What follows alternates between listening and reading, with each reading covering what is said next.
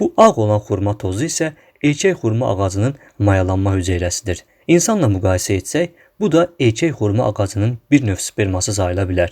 Dişi xurma ağacı yumurtaları bu toz ilə mayalandıqda xurma meyvələri əmələ gəlir.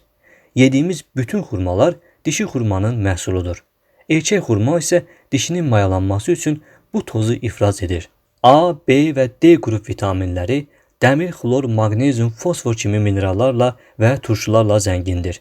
3 ay xurma tozunu təmiz balla qarışdırıb hər gün səhər-axşam ac qarına qəbul etmək bütün növ ölü hüceyrələri yeniləyir, cinsi problemləri həll edə bilir. Mayalanma hüceyrələrinin sayının çoxalmasına, tərkibinin yaxşılaşmasına müsbət təsir edir. Bədəni gümrah saxlayır, orqanların bioloji fəallığını artırır. Qocalmanın qarşısını alır və yaddaşı da artırır.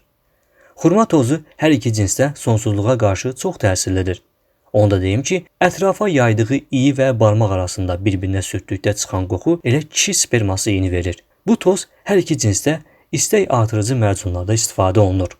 Avropada aparılan elmi və kliniki araşdırmalarda bu toz sonsuzluğa qarşı çox effektiv olması, kişilərdə prostata yaxşı təsir etməsi, cinsi fəaliyyəti artırması, əsəb sinir sistemini sakitləşdirməsi və həmçinin tərkibindəki karotenoid maddəsinin bədxassəli və xoşxassəli şişlərin çoxalmasının qarşısını alması da təsdiq olunub. Erkək xurma ağacının bu tozu sərin və günəş düşməyən yerdə saxlanılmalıdır.